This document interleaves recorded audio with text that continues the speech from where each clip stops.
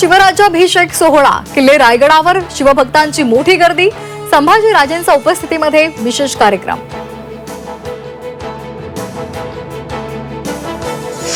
पंढरपूरला जाणाऱ्या लाखो भाविकांसाठी आनंदाची बातमी, चक्क संपूर्ण एसटी बसेस प्रवासासाठी बुक करता येणार। एसटीच्या पुणे स्वारगेट आगार प्रशासनाकडून विशेष सुविधा उपलब्ध। आपली पीएमपी मोबाईल ॲपला उत्स्फूर्तपणे प्रतिसाद। मोबाईल ॲप आतापर्यंत 15.41 लाख पेक्षा जास्त डाउनलोड। पीएमपीला दररोज 22 ते 25 लाख रुपयांचं उत्पन्न।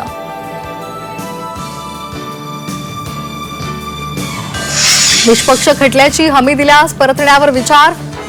भारतामध्ये परतण्यासंदर्भात विजय मल्ल्याचं मोठं विधान। भारताकडून पळून गेलो नाही, मल्ल्याचं वक्तव्य।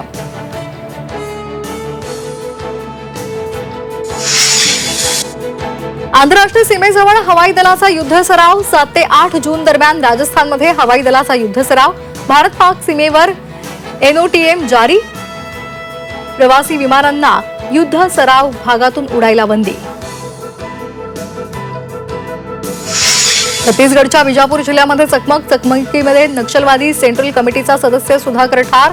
सुधाकरवर घोषित केलं होतं 40 लाखांचं बक्षीस।